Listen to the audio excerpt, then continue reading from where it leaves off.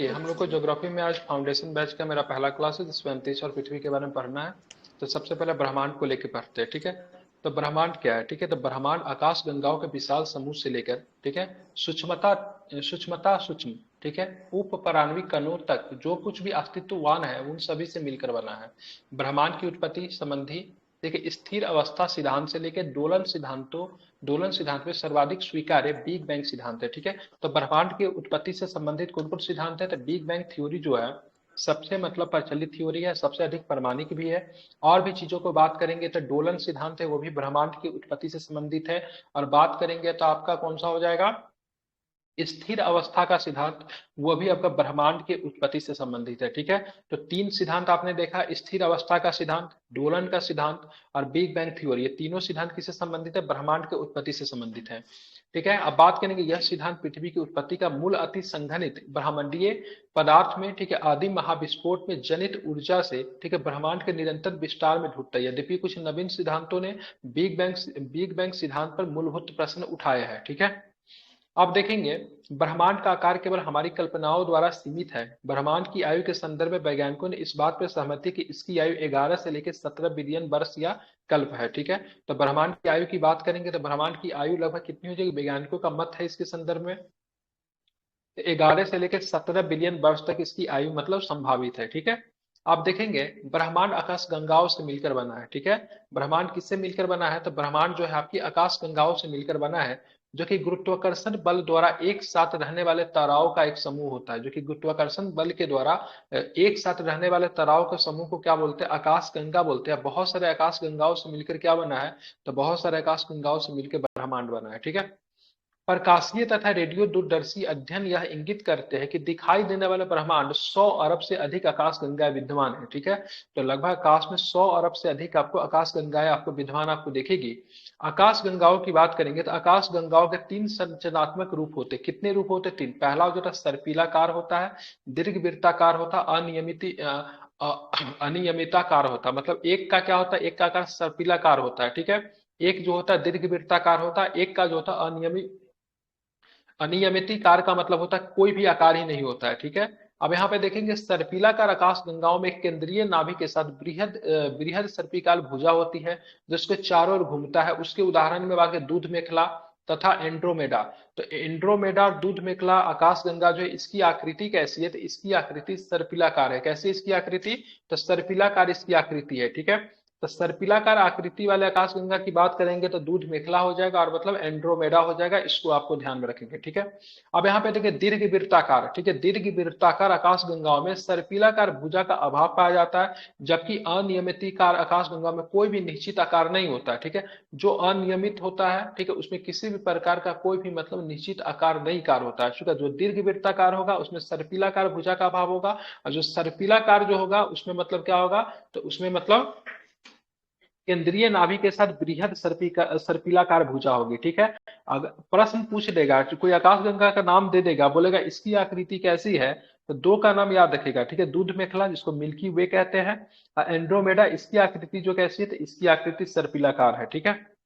आप देखेंगे आकाश गंगाओं का अधिकांश द्रव्यमान तारों में निहित होता है। किसमें निहित होता है, तारों में निहित होता है। और वे समूहन की ओर मतलब क्या रखते हैं, झुकाव रखते हैं, ठीक है। ध्यान में इसको रखिएगा। अब आगे चलेंगे तो इन समूहों को मतलब क्या कहा जाता है, तारामंडल कहा जाता है। अकेले तारा दुर्लभ होते हैं जो तारे एकल प्रतीत होते हैं, ठीक है। अकेले तारे मतलब क्या होता है, दुर्लभ तारा होता है जो कि एकल होता है। तारा हमेशा समूह में रहता है, लेकिन कुछ तारा जो होता है दुर्लभ होता है, वो अकेला आपको दिखेगा, वो ग्रुप में नहीं दिखेगा। वो अक्सर दो तारे या, ठीक है, द्वितारक होते हैं जो एक सामान्य गुरुत्व केंद्र के चारों ओर मतलब परिक्रमा करते रहते हैं, ठीक है। अब यहाँ पे और भी देखेंगे तार, यहाँ से प्रश्न बनता है। इस वाले जो सेंटेंस वगैरह को समझिएगा, यहाँ से प्रश्न बनता है। इस बार भी बीपीएससी एक प्रश्न पूछा था, ठीक है। देखेंगे तारे एक निश्चित विकास प्रक्रिया से गुजरते हैं। एक तारा जन्म के पश्चात कुछ मुख्य क्रमिक अवस्था में प्रवेश करता है, इस अवस्था को हीलियम कहते हैं, ठीक है। जन्म के बाद जो अवस्था जो तारा का जो शुरू होता है, ठीक है, उसको मतलब क्या बोलते हैं, तो उसको हीलियम निर्मित कोर या फिर केंद्रीय भाग कहा जाता है, जो भारी होती जाती है और बाहरी परतों पर विस्तार होते जाते हैं। यह अवस्था में वयस्क तारा माना जाता है। हीलियम निर्मित कोर जो होगा इस अवस्था में जो तारा का जन्म होता है, ठीक है, ध्यान में रखिएगा। यह प्रक्रिया तब तक जारी रहता है जब तक वो लाल दानव नहीं बन जाता। लाल दानव, ठीक है। तारे के द्रव्यमान पर निर्भर दो संभावित विकास क्रम हो सकते हैं, ठीक है। पहला, यदि द्रव्यमान सापेक्षिक रूप से कम हो, जैसा कि हमारे सूर्य का, ठीक है, तब गैसें बाहरी परत पर पहुंचकर निष्कासित होने लगती है, ठीक है। जैसे ही गैसें निष्कासित होकर ठंडी एवं संकुचित हो जाती है, तारा श्वेत वामन बन जाता है, ठीक है। तो गैसें मतलब क्या हो जाएगी, निष्कासित होकर ठंडी एवं संकुचित हो जाएगी, तो ऐसे अवस्था को मतलब क्या बोलेंगे, तो ऐसे अवस्था को श्वेत वामन कहा जाएगा। क्या कहा जाएगा, श्वेत वामन कहा जाएगा। दूसरा, यदि तारा बृहदाकार है, तब इस विशालकाय तारे की अंतिम अवस्था हो या फिर सुपरनोवा विस्फोट के साथ समाप्त हो जाता है। और सुपरनोवा जो होता है वो क्या होता है, तो सुपरनोवा जो आपका होता है विस्फोटी तारा होता है, ठीक है। तो कुछ समय पश्चात न्यूट्रॉन तारे के रूप में शेष बचता है, जिसे पल्सर कहा जाता है। यही पल्सर से इस बार प्रश्न जो था बीपीएससी पूछा था, ठीक है। ध्यान रखें, जो कुछ समय पश्चात न्यूट्रॉन तारे के रूप में शेष बचता है, जिसे पल्सर कहा जाता है, या फिर संकुचित एवं, ठीक है, संकुचित एवं संगठित होकर मतलब कृष्ण छिद्र मतलब ब्लैक होल बन जाता है, ठीक है। तो ऐसी पूछा जो पल्सर क्या है, तो यही पल्सर जो था न्यूट्रॉन तारे के रूप में जो था, न्यूट्रॉन स्टार को पल्सर कहा जाता है। तेजी से घूमती है, क्या होती है, ये तेजी से घूमती है। इसी को लेकर बीपीएससी इस बार प्रश्न पूछा था। तो तारे की अवस्था क्या क्या होता है, सबसे पहला व्यस्क तारा होता है, जो कि शुरुआती दौर होता है। उसके बाद लाल दानव भी होता है, श्वेत वामन भी होता है। इस तारे के सारे क्या अवस्था है। देखिए ये क्या है, तो ये ब्रह्मांड आपको दिख रहा है। अब यहाँ पे कुछ प्रश्न और भी बन जाता है, उसको भी कर लेते हैं। पृथ्वी पर हम माप की जो इकाइयां उपयोग करते हैं, वे बाह्य अंतरिक्ष की दूरी को मापने के लिए बहुत छोटी होती है। इस उद्देश्य से विकसित की गई इकाइयां की बात करेंगे, तो ब्रह्मांड मतलब बात करेंगे दूरी मापने के लिए सबसे जो प्रमुख इकाई जो होती है, उसमें से कुछ इकाई का नाम दिया हुआ है, जैसे प्रकाश वर्ष। ये प्रकाश द्वारा निर्वात में एक वर्ष में, ठीक है, 3 × 10⁵ किलोमीटर प्रति सेकंड की गति से तय की गई दूरी होती है, ठीक है। तो उसको क्या बोलते हैं, प्रकाश वर्ष बोलते हैं। मतलब प्रकाश एक वर्ष में कितनी चाल चली ना, उसकी जो मतलब जो दूरी जो ज्ञात जो करने का जो प्रक्रिया जो होता है, वो प्रकाश वर्ष होता है, ठीक है। उसके खगोलीय इकाई, यह पृथ्वी और सूर्य के बीच की औसत दूरी दर्शाता है। सौर तंत्र के भीतर की दूरी को मापने के लिए उपयोग किया जाता है। तो पृथ्वी और सूर्य के बीच में औसत दूरी दर्शाने के लिए खगोलीय इकाई का प्रयोग किया जाता है। अब आते हैं पार्सक भी दूरी मापने के लिए प्रयोग होता है। वह दूरी जो जिस पर पृथ्वी की औसत कक्षीय त्रिज्या 1 सेकंड के वृत्त चापीय कोण पे झुकी होती है, यह 3.200 प्रकाश वर्ष के मतलब क्या होता है, समतुल्य होता है, ठीक है। तो एक पार्सक बराबर कितना होता है, 3.26 मतलब क्या होता है, प्रकाश वर्ष होता है, ठीक है। ये भी आपको ध्यान में रखना है। तो दूरी मापने की सबसे बड़ी इकाई क्या होगी, पार्सक होगी या फिर प्रकाश वर्ष होगी, प्रकाश बताइए। प्रकाश कि पार्सक होता है सबसे बड़ी इकाई दूरी मापने की, पार्सक होता है ना सबसे बड़ी इकाई। क्योंकि आप देखेंगे एक पार्सेक में 3.26 प्रकाश वर्ष होता है। तो दूरी मापने की सबसे बड़ी इकाई तो प्रकाश वर्ष नहीं, पार्सेक होनी चाहिए, ठीक है। एक बार गलत तो नहीं बोल रहा हूँ, सही नहीं, पार्सेक ही होगा, ठीक है। आप यहाँ पे देखेंगे पृथ्वी से सूर्य की दूरी की बात करेंगे तो 8 प्रकाश मिनट है, मतलब एक खगोलीय इकाई, ठीक है। यहाँ पे ध्यान रखेंगे। आप पृथ्वी से चंद्रमा की दूरी बराबर क्या कितना होगा, 1.25 प्रकाश सेकंड, मतलब इतना देर में पहुंच जाएगी, ठीक है। उसके बाद पृथ्वी की प्रोक्सिमा सेंचुरी से दूरी की बात करेंगे तो 4.3 प्रकाश वर्ष, ठीक है।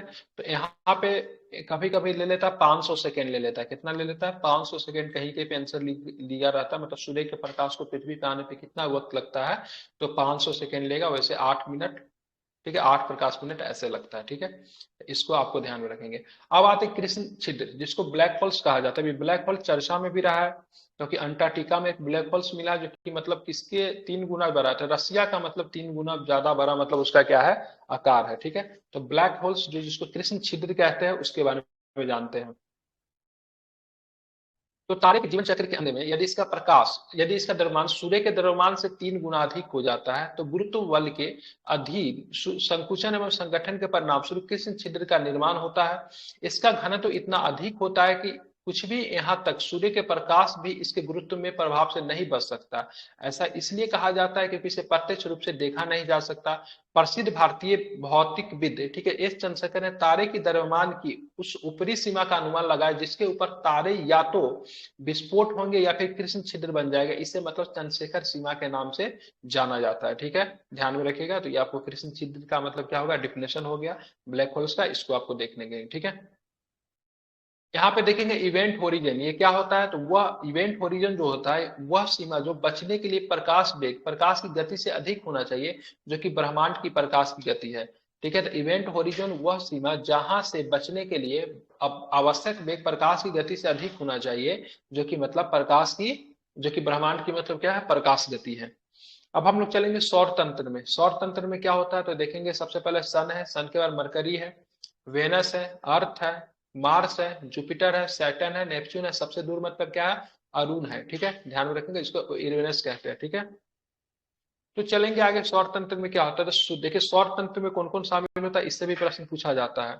तो सूर्य अपने संबंधित उपग्रहों सहित 8 ग्रह, ठीक है, जिसमें क्षुद्र ग्रह, उल्का, धूमकेतु, अंतर्ग्रहीय धूल तथा, ठीक है, प्लाज्मी कही जाने वाले विधत अवशोषित गैसों का एक साथ मिलकर सौर तंत्र बनाती है। तो सौर तंत्र में तो सूर्य तो होता ही है, ठीक है, सौर परिवार भी कह लीजिए, उसमें 8 ग्रह तो होता ही है, लेकिन क्षुद्र ग्रह भी होता है, उल्काएं भी होती है, धूमकेतु भी होती है, अंतर्गहीय धूल भी होता तथा प्लाज्मा कही जाने वाली विधत अवशोषित गैसें के साथ मिलकर सौर तंत्र बनाती है। इस सारे परिवार का मुखिया कौन होता है, तो इस सारे परिवार का मुखिया की बात करेंगे तो सूर्य मतलब क्या होता है, खुद ही मतलब इसका मुखिया होता है। ठीक है, ध्यान रखेंगे। ग्रहों सहित सूर्य अनिवार्य रूप से एक ही समय पे तथा एक समान खाद्य पदार्थों से बने, इनका प्रमाण यह है कि सभी 8 ग्रह सूर्य की विषुवतीय तल के साथ क्रमिक परिक्रमा करते हैं। ग्रहीय विकास का सर्वाधिक स्वीकार्य सिद्धांत निहारिका की संकल्पना है। यहाँ पे सूर्य हो गया, ठीक है, सारा जो है सूर्य के चारों ओर मतलब घूमेगा। ठीक है, सारा सूर्य के चारों ओर घूमेगा। देखिए ये जो है कक्षा है, ठीक है, देखेंगे तो ये मरकरी जो घूमेगा इसी कक्षा में सूर्य के चारों ओर घूमेगा। ठीक है, वेनस जो घूमेगा इसी कक्षा में सूर्य के चारों ओर घूमेगा। ठीक है, वेनस जो है, ठीक है, आप ध्यान में रखिएगा, ये वेनस जो आप देख रहे हो, ठीक है, ये जो है, ठीक है, ये जो है इसमें निकल कर नहीं आ जाएगा। ठीक है, यही गलती कौन कर रहा था, तो यही गलती प्लूटो कर रहा था। ठीक है, प्लूटो क्लास का एक अच्छा ऐसा शरारती बच्चा था जो अपने क्लास को छोड़ के दूसरे क्लास में चला आ रहा था, इसीलिए उसको मतलब हटा के मतलब उसको बौना ग्रह के में रख दिया गया। ठीक है, ये कक्ष है। ठीक है, कोई भी अपने कक्ष से अंतर्निहित नहीं होंगे, दूसरे में नहीं जाएंगे। ठीक है, सब अपना अपना पे ही नचेगा घूमेगा। ठीक है, तो सूर्य की परिक्रमा ग्रह करेंगे और ग्रह की परिक्रमा कौन करेंगे, तो उसका उपग्रह करेगा। ठीक है, ध्यान में रखिएगा इसको, तो समझ गए। दूसरी बात, जो सूर्य के पास जो जितना रहेगा जल्दी से प्रक्रिया को पूरा कर लेगा, तो सब जो है ऐसे घूमेगा, लेकिन कुछ जो है ऐसे भी घूमेगा। हमारा सारा सारा ऐसे घूमता है, कैसे जाता है, ऐसे जाता है। घड़ी की चाल ऐसे होती है ना, जिसको क्या बोलते हैं, सारा घड़ी की चाल, सॉरी गलती बता दिया। ठीक है, सारा जो है सो उल्टा चलेगा, एंटी क्लॉकवाइज चलेगा। कैसे चलेगा, एंटी क्लॉकवाइज, ऐसे चलेगा। कैसे चलेगा, ऐसे चलेगा। ठीक है, ध्यान में रखेंगे। लेकिन कुछ जो है ऐसे चलेगा, तो ऐसे ऐसे कौन चलेगा, उल्टा कौन चलेगा, घड़ी के चाल से कौन चलेगा। अरे दो तरीके से घूमता है ना, एक होता है क्लॉकवाइज होता है, ठीक है, क्लॉकवाइज होता है। ठीक है, एक होता है एंटी क्लॉकवाइज होता है। ठीक है, तो सारा ग्रह जो होता है वो आपका एंटी क्लॉकवाइज ही चलता है, लेकिन दो जो है ना क्लॉकवाइज चल जाता है। कौन कौन चलता है, तो एक आपका वेनस चला जाता है। ठीक है, वेनस कहाँ गया वेनस, ठीक है, एक चला गया ये। ठीक है, शुक्र और अरुण, अरुण को इंग्लिश में क्या बोलते हैं, अरुण को इंग्लिश में क्या बोलते हैं, यूरेनस। ठीक है, यूरेनस। ध्यान में रखें। ठीक है, तो ये दोनों उल्टा चलेगा, ये सूरज का परिक्रमा लगाएगा, लेकिन कैसे चलाएगा, ऐसे लगाएगा, इसको क्लॉकवाइज बोलेंगे। घड़ी कैसे चलती है, अब ये घड़ी हो गया, तो घड़ी ऐसे चलती है ना, ऐसे ही चलती है ना घड़ी, यस घड़ी सर। ऐसे तो नहीं चलती है, घड़ी ऐसे चलती है, तो इसको क्लॉकवाइज बोलेंगे। तो ये वेनस जो हो गया, ये जो क्लॉकवाइज चलेगा। अब बाकी सारा जो है ऐसे चलेगा, बाकी सारा क्या करेगा, ऐसे चलेगा। अब ये प्रक्रिया होने से दिक्कत क्या हो जाएगी, सभी जगहों पे मतलब सूर्योदय जो होगा कहाँ पे होगा, तो सभी जगहों का सूर्योदय जो होगा कहाँ पे होगा, sun rises in the east, बच्चा में खूब पढ़े, पूरब में होगा। ठीक है, कहाँ पे होगा, पूरब में होगा। लेकिन यहाँ पे उल्टा चलता है ना, तो यहाँ पे सूर्योदय जो होगा ना कहाँ पे चलेगा, वेनस पे सूर्योदय जो होगा पश्चिम में हो जाएगा, यहाँ पर भी पश्चिम में हो जाएगा। और सूर्यास्त की बात करेंगे ना, तो सभी जगह पे सूर्यास्त पश्चिम में होगा, लेकिन यहाँ पे वेनस और यूरेनस में सूर्यास्त जो होगा किधर होगा, पूरब की ओर होगा, तो उल्टा हो जाएगा, क्योंकि ये उल्टा चलता है। ठीक है, समझ गए। ऐसे भी प्रश्न कभी कभी आ जाते हैं, कोई जगह शुक्र पे सूर्यास्त किस दिशा में होता है, तो उल्टा कर दीजिएगा जहां पे होता है उसके कंपेरिजन में। समझ गए, दिक्कत नहीं ना है, क्लियर। चलिए अब यहाँ पे देखेंगे फोटोस्फीयर। ठीक है, यहाँ पे देखेंगे फोटोस्फीयर है, यहाँ पे देखेंगे कोरोना है। ठीक है, ये सोलर विंड है जो कि मतलब सूर्य से मतलब जो क्या बोलते हैं तप्त मतलब वो निकलते रहता है। ठीक है, धुआं जो निकलते रहता है जो कि सौर ज्वाला जिसको कहते हैं वो होता है। ठीक है, ये सारा इसमें हम लोग को पढ़ना है। सबसे पहले सूर्य के बारे में जान लेते थे। पृथ्वी से सूर्य की दूरी की बात करेंगे तब 15 करोड़ किलोमीटर है। ठीक है, सॉरी 115 करोड़, वही मतलब कितना 150 मिलियन हो जाएगा। व्यास की बात करेंगे तो व्यास की बात करें 100 पृथ्वी के 100 गुना हो जाएगा पृथ्वी के। केंद्रीय भाग की तापमान की बात, केंद्रीय भाग इसका तापमान सर्वाधिक होगा। 1 मिनट रुकिएगा, फोन रिसीव कर रहा हूँ।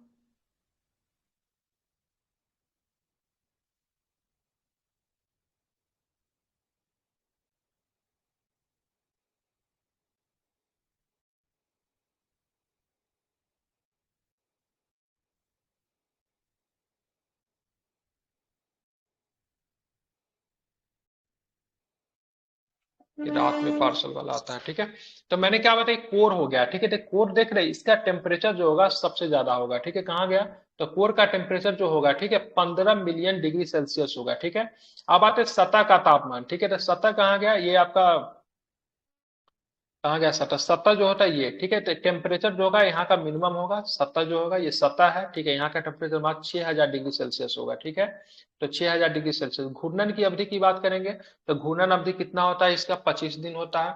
आयु की बात करेंगे तो ठीक है, आयु की बात करें कितना हो जाएगा। ठीक है, तो आयु आप लोग जानते हैं 25 बिलियन वर्षेस की आयु हो जाएगी। अब इसमें देखेंगे संगठन क्या क्या मिलने से बनता है। संगठन की बात करेंगे तो हाइड्रोजन जो होता है 71% होता है। हीलियम जो होता है 26.5% होता है। 2.5 में अन्य गैस होता है। ठीक है, अब यहाँ पे ये प्रश्न काफी एग्जाम में पूछा जाता है, हो सकता है बिहार एसएससी दरोगा किसी में पूछ ले, कि वनडे एग्जाम में खूब पूछता है। तो अपसौर, अपसौर की घटना की बात करेंगे तो 4 जुलाई को होता है।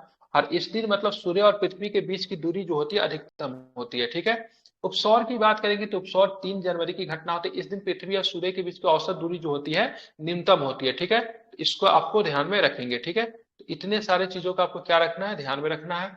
ये 4 जुलाई को याद करने का बहुत आसान तरीका है। इस दिन अमेरिका जो है अपना, ठीक है, राष्ट्रीय स्वतंत्रता दिवस मनाता है। ठीक है, ध्यान में रखिएगा ना, अपसौर की घटना 4 जुलाई को, उपसौर की घटना मतलब क्या होती है 3 जनवरी को होती है। ठीक है, न्यूनतम होती है। अब इतना सा आप ध्यान रखें, ये ठंडा में होता है उपसौर। हमारे अपने हिसाब से सोच रहे हैं तो अपसौर जो होता है क्या होता है। ठीक है, अब इसको ध्यान में अप, ठीक है, यहाँ पे देखेंगे अप, अपसौर को कैसे लिखेंगे। अपसौर को लिखने के लिए अप लिखा हुआ है ना, अप को लिखने के लिए क्या अप, अप का मतलब ऊपर, ऊपर का मतलब दूर। ठीक है, अप लिखते हैं ना, अप का मतलब उसी से लिखेगा, अप का मतलब अधिकतर हो जाएगा। ठीक है, उप, उप का मतलब क्या होगा, 3 जनवरी को न्यूनतम होगा। ठीक है, इतना आपको ध्यान में रखना है। तो यहाँ पे हम सारे चीजों को कर लिया। अब यहाँ पे देखें कि सौर तंत्र में हम लोगों ने क्या क्या पढ़ा था। सौर तंत्र में बोला मतलब सौर तंत्र में क्या क्या शामिल होता है। तो सबसे पहले सूर्य का तो सूर्य की तो बात करेंगे अपने संबंधित उपग्रहों से ही। ठीक है, सूर्य अपने संबंधित उपग्रहों से ही, ठीक है, 8 ग्रह, क्षुद्र ग्रह, उल्काएं, धूमकेतु, अंतर्ग्रहीय धूल तथा प्लाज्मा सारे के सारे मतलब आते हैं सौर तंत्र में आते हैं। तो सौर तंत्र का द्रव्यमान की बात करेंगे तो इतना होने के बाद भी लगभग 99.85% द्रव्यमान जो होता है सौर तंत्र का अकेले मतलब सूर्य के पास होता है। सूर्य के पास मतलब क्या, बहुत ज्यादा गुरुत्वाकर्षण बल होता है। ठीक है, मतलब बृहद गुरुत्वाकर्षण बल होता है। ठीक है, और यही गुरुत्वाकर्षण बल के कारण आप देखोगे ये जो प्लानिट वगैरह जो है क्या करेगा, सूर्य के चारों ओर मतलब चक्कर लगाएगा। सूर्य के चारों ओर चक्कर भी लगाएगा। ठीक, क्या सूर्य की ये अपनी कक्षा से बाहर भी नहीं जाएगा, ऐसा भी नहीं से निकल कर इधर भाग जाएगा उधर भाग जाएगा, जो काम मतलब प्लूटो कर रहा था, अपना क्लास के छोड़ के दूसरे के क्लास में आ रहा था। तो ये लाइन यहाँ पे इसलिए बनाया गया है क्योंकि ये यहाँ से मतलब क्या करते हैं ना, ये अपना इनका ये दीर्घ वृत्ताकार पूछेगा कैसे घूमता है, तो दीर्घ वृत्ताकार घूमता है। ठीक है, वृत्ताकार पूरा नहीं है। ठीक है, दीर्घ ऐसे करके घूमेगा। ठीक है, ऐसे करके, ठीक है, ऐसे करके जाएगा। ठीक है, ध्यान में रखेंगे। और ये अपने कक्षा से भी नहीं मतलब क्या होता है, गायब होता है। ठीक है, ध्यान में रखिएगा। ये किस वजह से, तो गुरुत्वाकर्षण के वजह से, किसके वजह से, तो ग्रेविटेशनल फोर्स की वजह से ये सारी प्रक्रिया मतलब पूरा करता है। ठीक है, चलिए उसके बाद यही वजह से कि निश्चित कक्षा में रहता है। हम निश्चित कक्षा में कैसे रखते हैं, जैसे कि इसे आप देखेंगे आपको एक तरीके से खींच के रख रहा है। ठीक है, न तो ज्यादा खींच रहा है न तो ज्यादा, खींच के अगर इसको नहीं रखेगा तो क्या होगा, सारा भाग जाएगा। जब सारा भागेगा तो क्या होगा, सारा आपस में टकरा जाएगा। आपस में टकराएगा तो कुछ भी हो सकता है। ठीक है, तो इसीलिए सब जो है ग्रेविटेशनल फोर्स की वजह से एक ही कक्षा में रहता है, न तो ये इधर भागता है न तो उधर भागता है। ठीक है, समझ गए। चलिए, तो इतना आपको ध्यान में रखना है।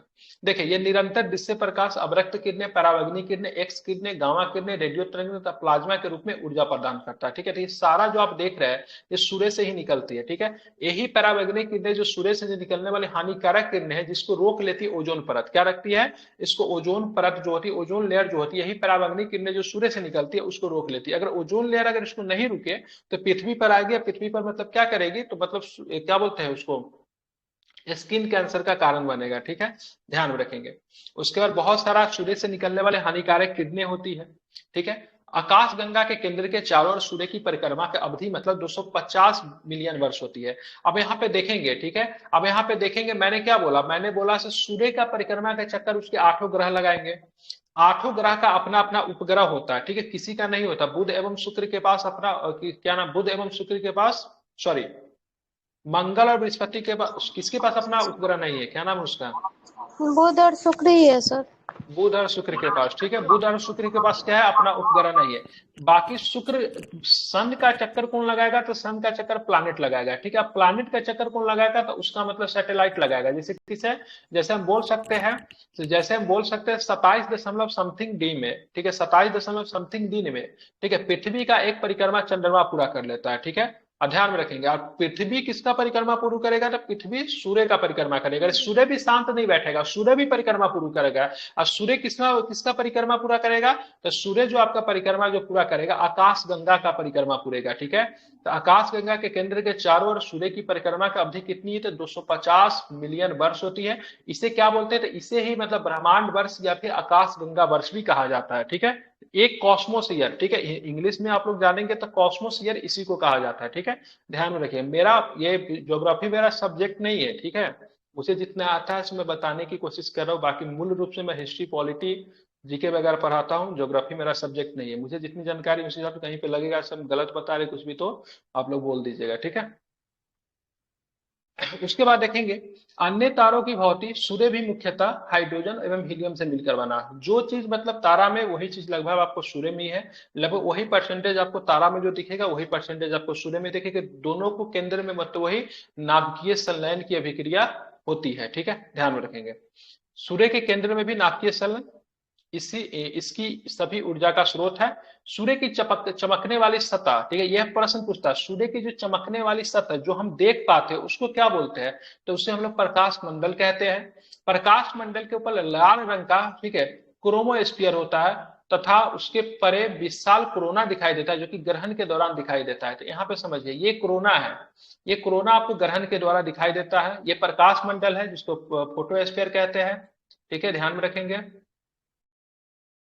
समझ गए, ये कोरोना जो है ग्रह के समय दिखाई देता है। ठीक है, ध्यान में रखेंगे, ये सेंट्रल जोन और कोर होता है, ये सबसे ज्यादा गर्म होता है। ठीक है, ध्यान में रखेंगे इसको, ये फ्लेयर निकलता है। तो ये सारा प्रश्न है, मैं ये पीडीएफ आपको दे दूंगा, आप लोग यहाँ से कर सकते हैं। ठीक है, चलिए उसके बाद हम बात करते हैं। ये बहुत अच्छे ज्योग्राफी के टीचर माने जाते हैं जिनका पीडीएफ आपको करवा रहा हूँ, यूपीएससी के बच्चों को पढ़वाते हैं। जैसे मैंने ज्योग्राफी का पीडीएफ करवा रहा हूँ, या फिर आपका मणिकांत सर का हिस्ट्री का पीडीएफ करवा रहा हूँ, या फिर राजेश मिश्रा सर का पॉलिटी का पीडीएफ करवा रहा हूँ। सारे के सारे मतलब भारत के सबसे बेहतरीन शिक्षक माने जाते हैं। ठीक है, ये जो यूपीएससी का कोर्स का पीडीएफ है, सारा पेड है, ये आपको कहीं भी नहीं मिलेगा। ठीक है, यूपीएससी का पेड कोर्स लेने के बाद ये पीडीएफ आपको उपलब्ध होता है। चलिए, अब यहाँ पे देखेंगे, सूर्य निरंतर प्रोटॉन्स की धाराओं को या तो स्थिर सर्पिलाकार धाराओं के रूप में है, जिन्हें सौर पवन कहते हैं, या फिर उत्पीड़ित पदार्थों के दौरान, जिसको सौर ज्वाला कहते हैं, के रूप में मुक्त करते रहता है। ठीक है, यहाँ पे देखेंगे प्रोटॉन्स की धाराओं को मुक्त करता है, किसके लिए, तो सौर ज्वाला के रूप में करता है। ठीक है, जैसे यहाँ पे देखेंगे एनर्जी जो निकलता है सोलर विंड, ठीक है, ये सौर ज्वाला इसी को बोलते हैं। ठीक है, यहाँ से मतलब क्या बोलते हैं, खूब ज्वाला निकलते रहेगा, बड़े बड़े मतलब लपटे निकलते रहती है। ठीक है, तो उसके बारे में बातें हो रही है। आगे चलेंगे, सौर पवन के घटक कणों को पृथ्वी के चुंबकीय क्षेत्र द्वारा पकड़ लिया जाता है, और जब तक वो पृथ्वी के ऊपरी वायुमंडल में पहुंच जाते हैं उसे ऑरोरा प्रदर्शित करते हैं। ठीक है, ये मतलब क्या होता है ना, बहुत रंग बिरंगे मतलब रंग निकलते रहता है, जिसको ऑरोरा प्रदर्शित करते हैं। जैसे उत्तरी गोलार्ध में, ठीक है, यहाँ से प्रश्न, ऑरेरा जो होता है ना, उसको उत्तरी गोलार्ध में क्या बोलते हैं, उत्तरी गोलार्ध में उसको ऑरेरा बोरियालिस कहा जाता है, और दक्षिणी गोलार्ध में किसको बोलते हैं, तो ऑरेरा ऑस्ट्रेलियस कहा जाता है। ऑस्ट्रेलिया जो होता है आपको दक्षिणी गोलार्ध में है भी। ठीक है, ऑस्ट्रेलिया आपको दक्षिणी गोलार्ध में है, उसी से आप याद रखिएगा कि दक्षिणी गोलार्ध में क्या बोलते हैं, ऑरोरा ऑस्ट्रेलियस कहा जाता है। उत्तरी गोलार्ध में क्या बोलते हैं, ऑरोरा बोरियालिस कहते हैं, ठीक है, ध्यान रखेंगे। रंग बिरंगे किरणें होती है। सौर जलवायु गर्म आयनीकृत गैस होती है जो कि संचार उपग्रहों के लिए खतरा उत्पन्न करती है, ठीक है। सूर्य के सतह पर निरंतर परिवर्तन होते रहता था। सूर्य में स्थित चमकीले धब्बे को क्या बोला जाता है, तो सूर्य में स्थित चमकीले धब्बे को क्या बोला जाता है, प्लेजस। प्लेजस तथा काले रंग के धब्बे को सौर धब्बा, जिसको सौर कलंक भी कहा जाता है, ठीक है, ध्यान रखेंगे। इनके बनने बिगड़ने की प्रक्रिया चलती रहती है, ठीक है। तो यहाँ पे दो प्रश्न आप लोग चमकीले धब्बा जो होता है उसको प्लेजस कहते हैं, ठीक है। यहाँ पे दिया होगा प्लेजस कहाँ गया। हाँ देखिए यहाँ पे, ये तो सन स्पॉट है, ठीक है, इसे सौर कलंक कहा जाता है। प्लेजेस कहाँ गया,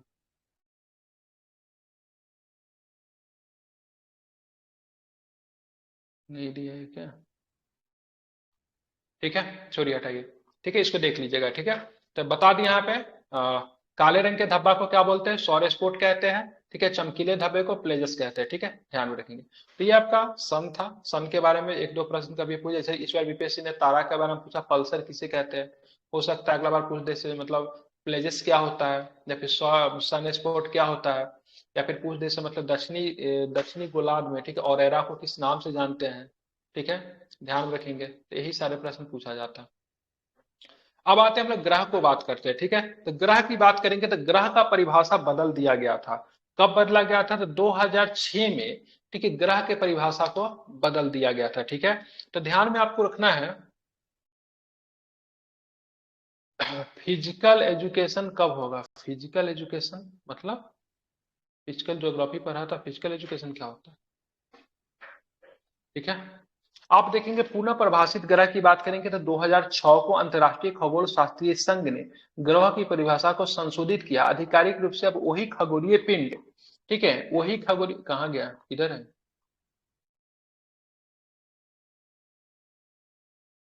नीचे आना है क्या।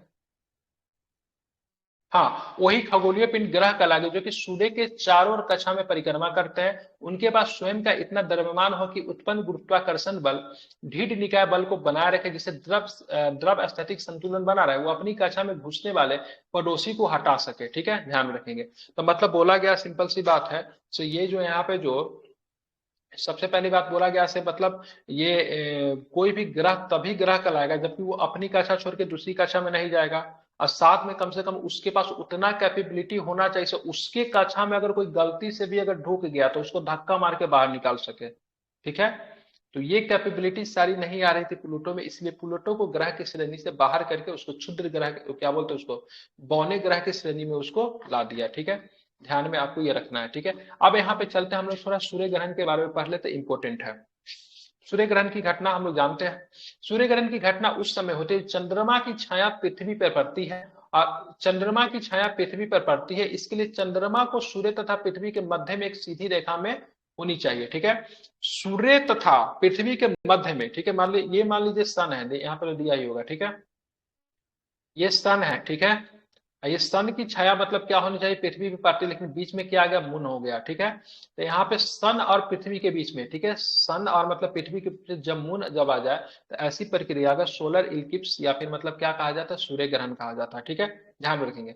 चंद्रमा को सूर्य तथा पृथ्वी के मध्य में होना चाहिए। पूर्ण सूर्य ग्रह चंद्रमा के छाया क्षेत्र, ठीक है, पूर्ण सूर्य ग्रह चंद्रमा के छाया क्षेत्र, वह क्षेत्र जहां सूर्य से आने वाले सभी प्रत्यक्ष प्रकाश मतलब लुप्त हो जाता है, एक छोटे से भाग में दिखाई देता है।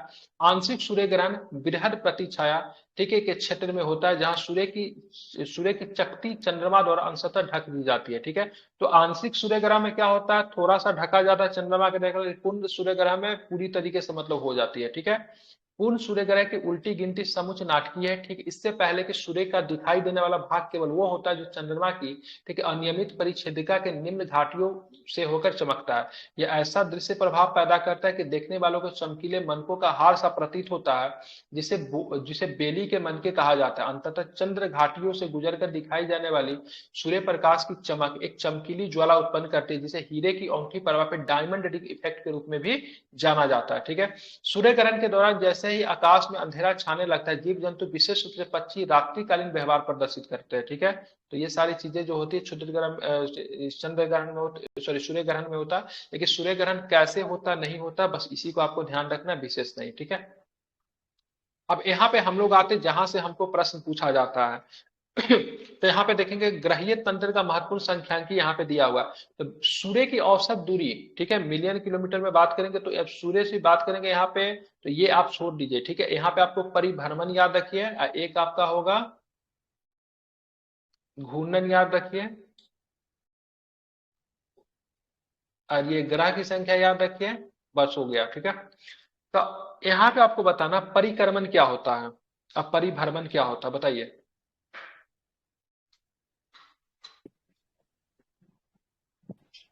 सर परिभ्रमण शायद अपनी दूरी पे घूमना होता है, और परिक्रमण जैसे पृथ्वी सूर्य की परिक्रमा करती है वो। बिल्कुल ठीक है। बात करेंगे एक घूर्णन होता है, ठीक है, इससे समझिए घूर्णन जो होता है ना, घूर्णन क्या होता है ना, से मतलब पृथ्वी अपने, मतलब क्या होता है, पृथ्वी अपने धुरी पे मतलब घूम जाती है, उसको घूर्णन बोलते हैं, ठीक है। अब परिक्रमण की बात करेंगे ना, तो परिक्रमण जो होता है एक परिक्रमा पूरे करते हैं, ठीक है, एक परिक्रमा पूरी करता है उसको परिक्रमण। जैसे मंदिर का आप लोग क्या करते हैं, जैसे आप मंदिर है, यहाँ पे एक मंदिर है, मंदिर का एक परिक्रमा आप पूरा करें, चारों तरफ इसके घूम रहे हैं, ठीक है। और यहाँ पे आप एक पैर पे, जैसे बचपन में हम लोग क्या करते थे, एक पैर पे खड़ा होकर नच जाते थे, ठीक है, और जमीन में गड्ढा करने की कोशिश करते थे, तो एक पैर पे खड़ा होकर जो आप नच रहे क्या है, तो ये आपका जो ये तिथि जो है ये आपका क्या कहलाएगा, तो ये आपका घूर्णन कहलाएगा। ये घूर्णन गति की वजह से पृथ्वी का क्या होगा, तो दिन और रात आएगा, ठीक है, दिन और रात बदलता जो है घूर्णन गति के कारण बदलता है। लेकिन ये जो परिक्रमण गति है, इसमें ऋतुएं परिवर्तन होती है, क्या होती है, परिक्रमण गति की वजह से क्या होती है, ऋतुएं परिवर्तन होती है। घूर्णन गति की वजह से क्या होता है, तो दिन और रात मतलब क्या होता है, बदलता है, ठीक है। तो यहाँ पे देखेंगे, ठीक है, पृथ्वी का बात करेंगे, परिक्रमण की बात करेंगे, तो अवधि जो है 88 डे, ठीक है। यहाँ पे मतलब ये 59 डे दे दिया, गलत लग रहा है क्या,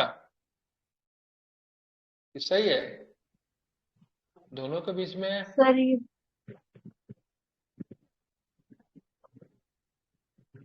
यहाँ पे इन्होंने पृथ्वी से कुछ कर लिया है, पृथ्वी बराबर एक दिन पृथ्वी का एक दिन, लिखा।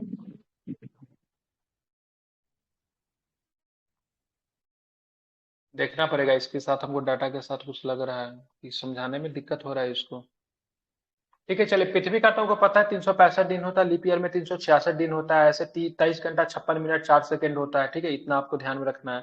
ठीक है, अब बात करें उपग्रहों की संख्या की, ज्ञात कर लेते हैं। तो उपग्रह की संख्या देखिए अपडेटेड है, ठीक है। बृहस्पति के पास बात करेंगे, उपग्रह कितना हो गया बृहस्पति के पास, 80, ठीक है।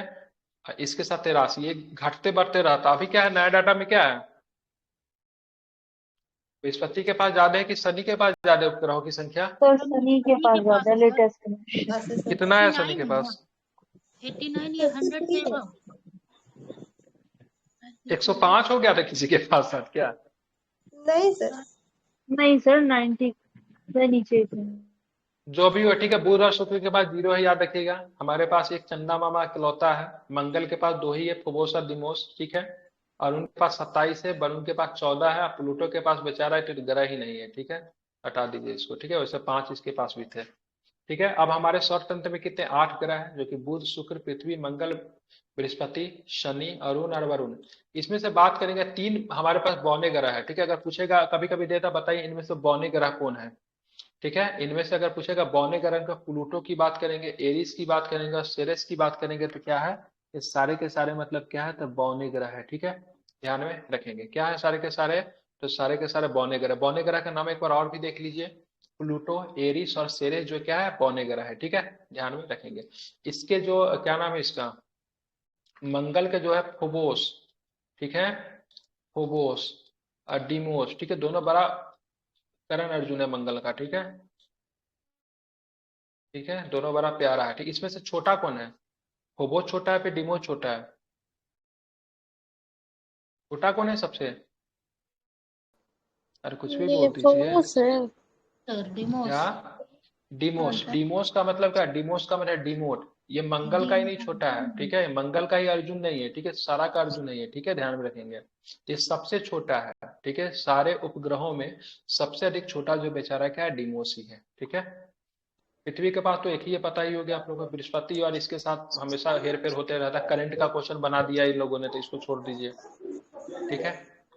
आप बात करेंगे सबसे कम टेम्परेचर की बात करेंगे तो सबसे कम टेम्परेचर कहाँ पे होगा, सतह का तापमान सबसे ज्यादा कम कहाँ पे होगा, तो यहाँ पे होगा। ठीक है, ठीक है, -225 डिग्री सेल्सियस होता है, कहाँ पे होता है, तो प्लूटो, सॉरी कहाँ गया यहाँ पे, प्लूटो तो है ही नहीं। ठीक है, ये 200 डिग्री सेल्सियस यहाँ पे होगा अरुण का। सबसे अधिक टेम्परेचर की बात करेंगे तो 464 डिग्री सेल्सियस जो होता है सबसे अधिक टेम्परेचर जो है शुक्र का होगा। ठीक है, तापांतर किसका सबसे ज्यादा होगा, तापांतर, तापांतर का मतलब होता है टेम्परेचर बुध में का अंतर। ठीक है, बुध का सर। बिल्कुल ठीक है, बुध का तापांतर सबसे ज्यादा होता है, मतलब दिन में टेम्परेचर बहुत ज्यादा होता है, रात में बहुत ज्यादा कम हो जाता है। ठीक है, तो ये सब प्रश्न कई बार पूछे हैं, इसलिए आपको जानकारी रखनी चाहिए इसकी। ठीक है, अब यहाँ पे देते हैं प्लूटो के अतिरिक्त सभी ग्रहों का 2 वर्गों में समूहीकरण किया गया है।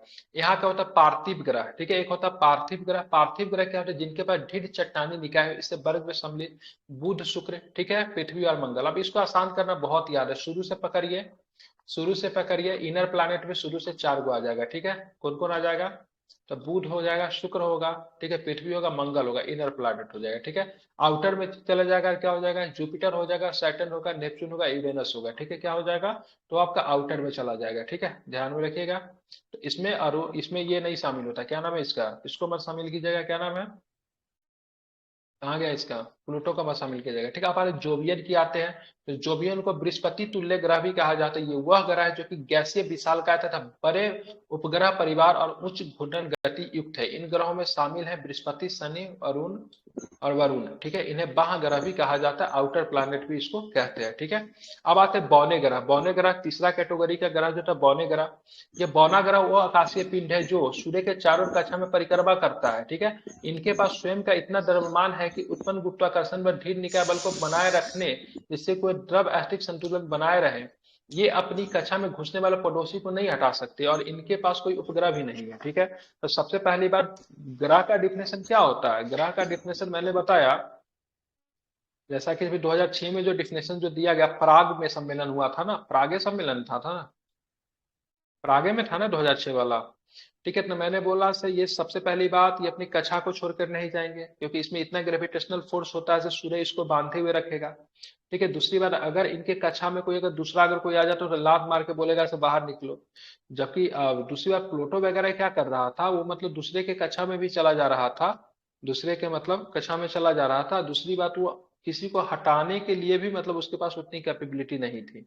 ठीक है, तो इस वजह से उनको मतलब क्या किया गया, हटा दिया गया प्लानिट के डिफिनेशन से। ठीक है, उसके बाद वर्ष 2006 में अंतर्राष्ट्रीय खगोलीय संघ ने एक प्रस्ताव रखा जो ग्रहों को परिभाषित करता है। अंतर्राष्ट्रीय खगोलीय संघ द्वारा पहचाने गए बौने ग्रह की एक नई श्रेणी स्थापित की। ठीक है, कुछ रोचक खगोलीय तथ्य उसके बारे में जान लेते हैं। तो लगभग 5 मिलियन वर्षों में सूर्य की सभी हाइड्रोजन भंडार जलकर समाप्त हो जाएंगे तथा वह लाल दानव बन जाएगा। और लाल दानव बन जाएगा तो क्या हो जाएगा, तारों की जो अंतिम स्थिति को क्या बोलते हैं, लाल दानव बोलते हैं। जहाँ पे तारा में क्या होता है, तारा में मतलब क्या होता है, सारा मतलब क्या होता है, हाइड्रोजन मतलब समाप्त हो जाता है, और उसके बाद उसका रंग जो होता है लाल जैसा हो जाता है, और उस तारा मतलब मृत्यु प्राप्त तारा जो होता है उसको लाल दानव बोलते हैं। ठीक है, डैट मीन्स कह सकते हैं, दैट मीन्स हम ये कह सकते हैं, मतलब जब तार जब सूर्य जब हमारा लाल दानव बनेगा तो सूर्य का मतलब क्या होगा, समाप्त हो जाएगा उसका एनर्जी।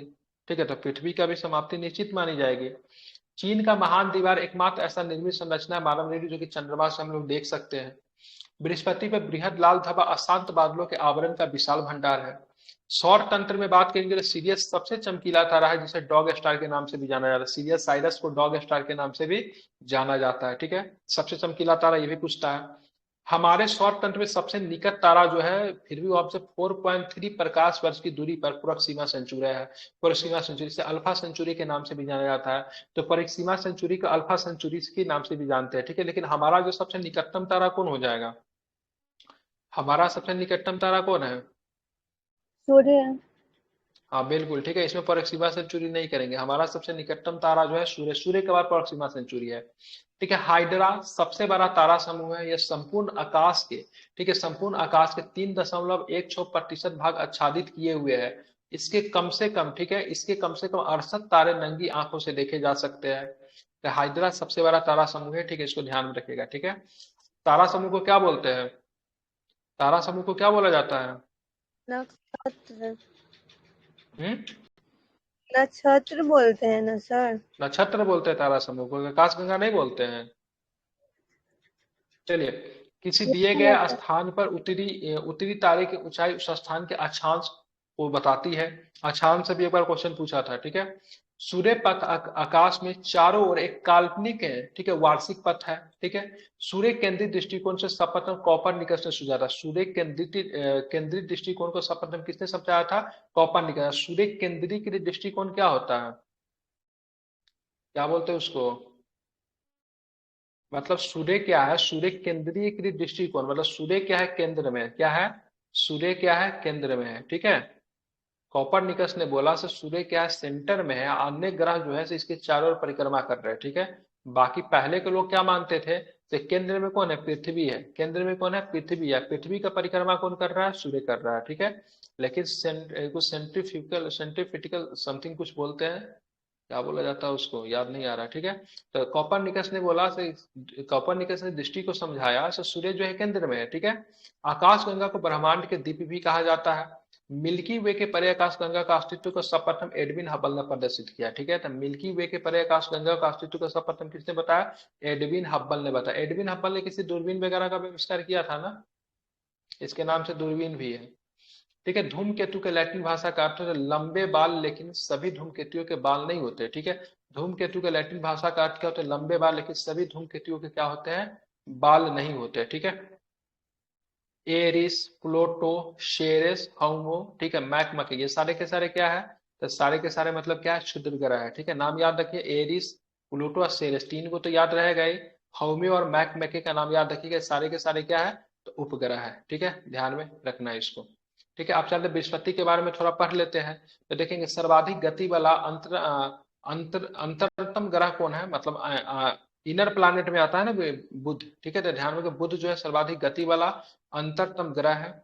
इस ग्रह पे वायुमंडल का अभाव है। बुध पे किसी भी प्रकार के वायुमंडल आपको नहीं देखने को मिलती है, तथा इसकी सतह पे चंद्रमा के समान दरारी है।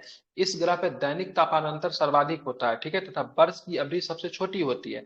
दैनिक तापानंतर सर्वाधिक होता है, मतलब रात में इसका टेम्परेचर काफी अधिक हो जाता है, दिन में काफी कम रहता है, ठीक है, ध्यान में रखेंगे, ठीक है। और वर्ष की अवधि क्या होती है? यहाँ पे बहुत अधिक छोटी होती है, 88 दिन का ही होता है, ठीक है। अब आते हैं शुक्र के बारे में पढ़ते हैं। तो गैसों द्वारा आवृत ग्रह को, ठीक है, रात्रिकालीन आकाश में चंद्रमा के पश्चात द्वितीय सर्वाधिक चमकदार तथा जो संध्या तथा भोर के तारे के रूप में भली भांति जाना जाता है, ठीक है। इसको इवनिंग प्लैनेट और मॉर्निंग प्लैनेट के नाम से भी हम लोग जानते हैं। बात करेंगे तो ये आप देखोगे, ठीक है। तो बात करोगे तो ये आप क्या देखोगे? तो आप देखोगे से मतलब ये क्या है? तो ये जो होता है से आपका चंद्रमा के बाद मतलब सबसे अधिक चमकीला आपको रात के समय दिखेगा। इसे पृथ्वी का जुड़वा बहन कहते हैं, ट्विन सिस्टर कहते हैं, क्योंकि इसका आकार, घनत्व और द्रव्यमान पृथ्वी के समान है, ठीक है। अन्य ग्रहों से भिन्न यह पूर्व से पश्चिम की ओर घूर्णन करता है। अन्य ग्रह मतलब कैसे चलता है? एंटी क्लॉकवाइज आते हैं, लेकिन ये जो जाता है आपको क्लॉकवाइज जाता है, ठीक है। अन्य ग्रह पश्चिम से पूर्व जाता है, जिसको एंटी क्लॉकवाइज कहते हैं, और ये जो जाता है पूर्व से पश्चिम जाता है। इसलिए यहाँ पे जो मतलब यहाँ पे जो क्या होगा, तो यहाँ पे आपको सूर्योदय जो होगा, ठीक है, पूरब की दिशा में ना होकर पश्चिम की दिशा में यहाँ पे सूर्योदय होगा, ठीक है, उल्टा हो जाएगा। यह सबसे गर्म ग्रह है तथा इसकी घूर्णन गति, इसकी परिक्रमण अवधि समान होने के साथ इसकी घूर्णन गति सबसे कम है, ठीक है। इसकी घूर्णन गति और इसकी परिक्रमण गति दोनों को दोनों मतलब क्या है? समान होने के बाद इसकी घूर्णन गति सबसे कम होती है, ठीक है, ध्यान रखेंगे। अब आते हैं पृथ्वी, हमारा प्यारा पृथ्वी।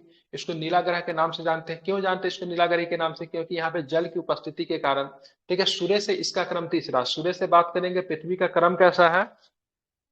तो तीसरा है, ठीक है, ध्यान में रखिए। क्रम आप लोग को याद है ना? सारा क्रम, क्रम पूछता है, क्रम याद है? सजाने के लिए अगर बोल देगा तो सजा सकते हैं। Yes sir. कोई लग रहा है जिसको नहीं याद है तो मैं याद करवा दूं, मेरे पास एक आसान चीज है याद करवाने का। ये सबको याद है? क्या कहते, डे ऑफ नेम से सर। नहीं नहीं, मेरा एक ट्रिक है, माई वेरी, माई मदद। अच्छा। माई वेरी एडुकेटेड, हाँ। एडुकेटेड मदर, ठीक है, जस्ट स्लीप अंटिल नून।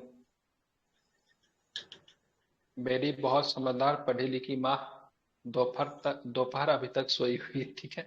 माई से मरकरी, वी से वेनस, ई से अर्थ, ठीक है, एम से मार्स, जे से जुपिटर, ठीक है।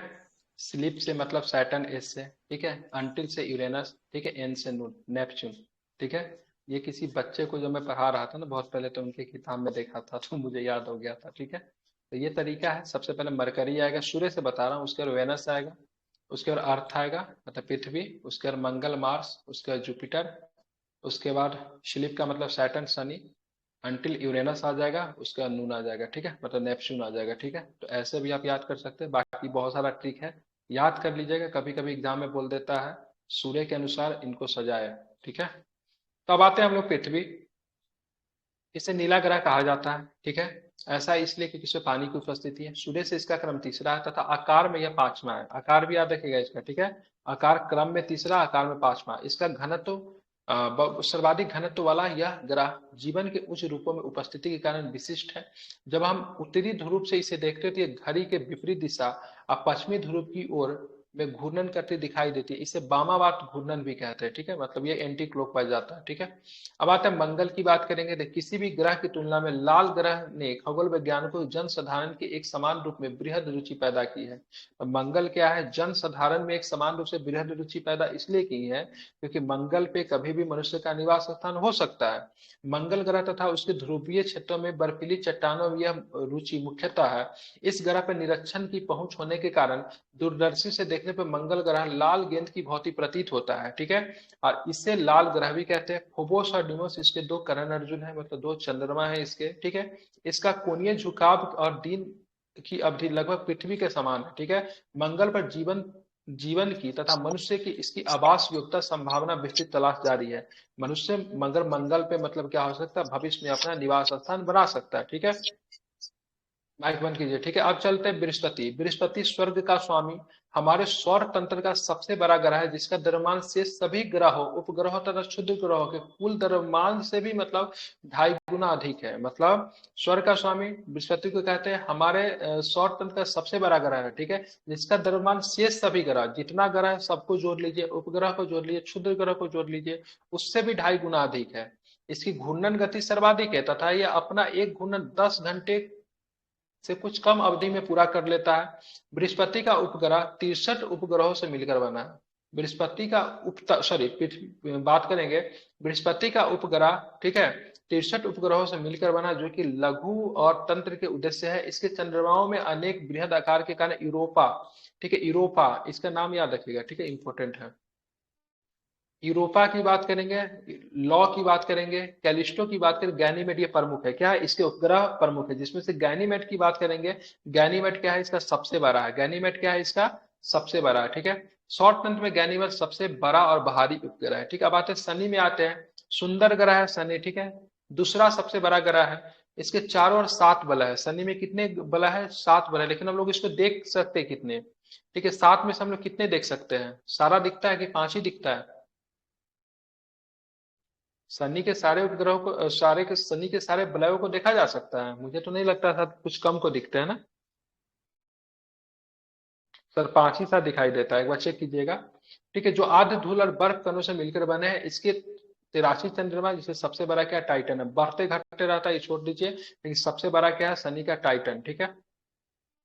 अरुण और वरुण में आते हैं। जोवियन जुड़वा भी कहते हैं इनको, ठीक है। सौर तंत्र में यदि किन्हीं दो उपग्रहों को जुड़वा होने पर विचार किया जाए तो अरुण और वरुण एक दूसरे के सर्वाधिक निकट है। आकार की समानता के अतिरिक्त उनके वायुमंडल में मीथेन की उपस्थिति के कारण उनका रंग हल्का नीला होता है, ठीक है। तो बात करें इनके वायुमंडल में मीथेन की उपस्थिति की वजह से इनका रंग जो होता है, क्या होता है, हल्का नीला होता है। उनकी संरचना संगठन के बारे में विश्वास किया जाता है कि वे एक जैसी है, लेकिन वरुण की कक्षीय दूरी अधिक होने के कारण वरुण कम तापमान का क्या करता है, अनुभव करता है, ठीक है। और भी इसके बारे में जान लेते हैं कुछ कुछ, तो देखेंगे सबसे पहले अरुण एक दृष्टिकोण से विशिष्ट है। उसकी घूर्णन धुरी कक्षीय तल से 80 डिग्री पर झुकी है। कितनी डिग्री पर झुकी है, 80 डिग्री पर, मतलब क्या है, झुकी है। इसलिए अन्य ग्रह जो कि अपनी धुरी पर चक्रण करते हैं, भिन्न अरुण वास्तव में उत्तर से दक्षिण को ढकता प्रतीत होता है, ठीक है। अंतिम ग्रह वरुण का वायुमंडल गतिशील है, जिस पर पृथ्वी के आकार का धब्बा है, जिसे बृहद काला धब्बा भी कहा जाता है, जो बृहस्पति के बृहद लाल धब्बे को याद दिलाता है। इसे सबसे पहला चंद्रमा जो ट्राइटन है, ठीक है। ट्राइटन किसका, वरुण का ट्राइटन है, ये भी आपको ध्यान में रखिएगा, ट्राइटन, ठीक है। लेकिन टाइटन की बात करेंगे तो टाइटन किसका हो जाएगा, टाइटन आपका शनि का हो जाएगा। ट्राइटन किसका होगा, ट्राइटन वरुण का हो जाएगा।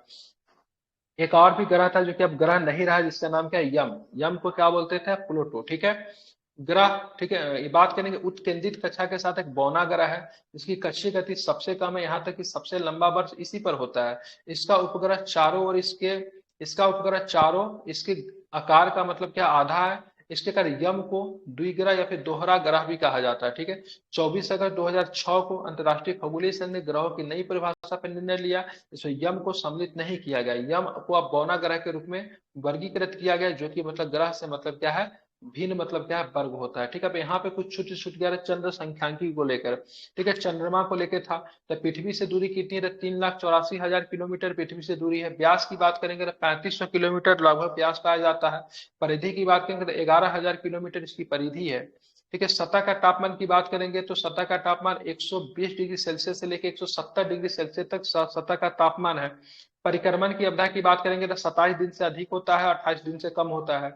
परिक्रमण वेग की बात करेंगे, ठीक है, परिक्रमण वेग की बात करेंगे तो कितना होता है, 3700 किलोमीटर प्रति घंटा होता है, ठीक है। वायु की बात करेंगे तो 4.6 बिलियन वर्ष की इसकी आयु है। और गुरुत्वाकर्षण झुका, गुरुत्वाकर्षण खिंचाव की बात है, पृथ्वी के आकर्षण का मतलब क्या होता है, तो 1/6 भाग वहां पे क्या होता है, ग्रेविटी होता है, ठीक है। मतलब कोई सामान को अगर पृथ्वी पे ले जाए, ठीक है, तो अगर उसका वेट अगर पृथ्वी पे 60 किलो है तो वहां पे जाकर कितना वेट हो जाएगा। हम्म अगर मान लीजिए कोई सामान को लेकर जाए पृथ्वी से चंद्रमा पे, अगर उसका वेट 10 होगा। वजन की अगर बात करेंगे, 10 होगा। ठीक है, तो यहाँ पे 60 किलो तो वहां पे कितना हो 10 जाएगा। 10 होगा। वजन। ठीक है, अगर मान लीजिए द्रव्यमान, अगर मान लीजिए किसी सामान को लेकर जाए तो उसका द्रव्यमान यहाँ पे है, तो क्या वहां पे द्रव्यमान भी बदल जाएगा कि केवल वेट ही बदलेगा। नहीं, सिर्फ वेट बदलेगा तो सर। द्रव्यमान वेट नहीं बढ़ेगा, बदलेगा, द्रव्यमान ठीक है, नहीं केवल बढ़ेगा। वेट ही बदलेगा, ठीक है। यहाँ पे ध्यान में रखेंगे। अब यहाँ पे देखें, जैसे यहाँ पे हम लोग अपसौर पढ़ रहे थे, ठीक है, क्या पढ़ रहे थे, अपसौर पढ़ रहे थे। एक हम लोग ने पढ़ा, क्या उपसौर और पढ़ा, तो अवसर। एक यहाँ पे उपसौर पढ़ा, क्या पढ़ा, उपसौर हम्म पढ़ा। तो उपसौर न्यूनतम होता जो कि 3 जनवरी को था। अपसौर हम्म कितना था, 4 जुलाई को था ना 4 यहाँ पे। जुलाई का। तो ये क्या यस था, सर। 3 जैन को था, ठीक है। तो यहाँ पे क्या था, अपभू होता है, ठीक है, और यहाँ पे उपभू होता है, तो यहाँ उपसौर से उपभू याद रखेगा, अपसौर से अप याद रखेगा, दोनों सेम ही है, अलग नहीं, उसमें भी अप है इसमें भी अप है, इसीलिए चीजों को कनेक्ट कर रहा हूँ। वहां पर भी उप था, वहां पर भी उप था। तो अपभू जो होता है ना वो अधिकतम होता है, ठीक है, जिस समय कितना होता है, दूरी की बात करेंगे तो 4 लाख 4,55,000 पांच हजार पाँच सौ ठीक है। और न्यूनतम की बात करें 3,63,300 किलोमीटर होता है, जिसको केवल उपभू बोलते हैं। तो सूर्य से, सॉरी, चंद्रमा से पृथ्वी के बीच की न्यूनतम दूरी को उपभू कहेंगे, और अपभू जो कहेंगे क्या होगा, अधिकतम दूरी होगा, ठीक है। तो इतना आपको ध्यान में रखना है, ठीक है। नेक्स्ट क्लास में हम लोग क्या बात करेंगे, तो नेक्स्ट क्लास में हम लोग बात करेंगे उपग्रह के बारे में पढ़ेंगे, ठीक है। खत्म कर, नहीं बहुत सूरज है के अभी। लिए सौर यूज किया है और पृथ्वी के लिए भू यूज किया है। हाँ बिल्कुल बिल्कुल, हाँ बिल्कुल, हाँ और ये भी इनके लिए बहुत देवी अच्छा है, तो ठीक है। 4 दिन सौर और यूज किया सूर्य के लिए, अब भूमि के लिए, चंद्रमा के लिए भू यूज किया। क्या बोलिए, क्या बोल रही थी शर्मा जी।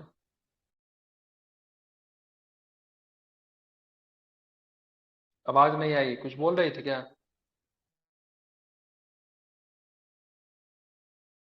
अब बोलना ही नहीं है, ठीक है। 4 जुलाई को अपसौर, 3 जनवरी को, 3 जैन को क्या होता है, उपसौर होता है, ठीक है, ध्यान में रखेंगे। नेक्स्ट क्लास में हम लोग उपग्रह वगैरह का, चलिए ये कम से कम पढ़ लेते हैं। मंगल के 2 करण अर्जुन, फोबोस और डिमोस। बृहस्पति का गैनीमेड, यूरोपा, लॉ कैलिस्टो, ठीक है, मेथिस है, थेबे है, बहुत सारा है लेकिन ये प्रमुख है। शनि की बात करेंगे तो शनि का टाइटन होगा, थेसिस हो जाएगा, एटलस हो जाएगा, पैंडोरा हो जाएगा, इंपॉर्टेंट है, याद रखिएगा, ठीक है। अरुण की बात करें, मिरांडा और जूलियट, क्या नाम है, मिरांडा और जूलियट, ठीक है, ध्यान रखिएगा। वरुण का क्या, ट्राइटन हो जाएगा। यम का चारो, क्या चारो, प्लूटो का छोड़ दीजिए, ठीक है। पृथ्वी का एकमात्र क्या है, ठीक है, क्या है, एक चंद्रमा है, ठीक है। अब बात करें यम की बात करेंगे तो यम को अब एरिस, सेरेस और हौमे मैकमे के साथ मतलब क्या, एरिस हो गया, सेरेस हो गया, हौमे हो गया, मैक मके के साथ मतलब क्या है, तो बौना ग्रह में ही मतलब काउंट किया जाता है, ठीक है। ध्यान में, मिरांडा और जूलियट किसका है उपग्रह, तो अरुण का हो जाएगा, किसका हो जाएगा, अरुण का हो जाएगा, ठीक है, ध्यान रखिएगा। तो बात करेंगे पृथ्वी का चंद्रमा तो पता ही है, टाइटन, थेसिस, एटलस, पेंडोरा किसका है, तो शनि का है। फोबोस और डिमोस किसका, मंगल का है। अगर पूछेंगे गैनीमेड, यूरोपा, यूरोपा किसका है, यूरोपा बृहस्पति का है, कई बार एग्जाम में पूछा है, ठीक है, यूरोपा किसकी, बृहस्पति का है, ठीक है, ध्यान में रखना। एक प्रश्न और हाँ, किसका नहीं है, किसका नहीं है, तो बुध और शुक्र को नहीं है, ठीक है। बुध और शुक्र का नहीं है। एक होता है एस्ट्रॉइड बेल्ट होता है जिसको मतलब क्षुद्र ग्रह की पट्टी कहते हैं। तो क्षुद्र ग्रह का पट्टी जो होता है किन दो ग्रहों के बीच में पाई जाती है? मंगल और बृहस्पति। बिल्कुल ठीक है, मंगल और बृहस्पति के बीच में क्या होता है? तो क्षुद्र ग्रह की मतलब क्या होती है? पट्टी पाई जाती है। ठीक है, चलिए ठीक है। तो यहाँ पे आपको ध्यान में रखना, मेंस के क्वेश्चन को अभी डिस्कस कर लेते हैं। एक क्वेश्चन तो कम से कम आपने लिखा था ना संविधान वाला, तो कर लूँ क्या उसको डिस्कशन?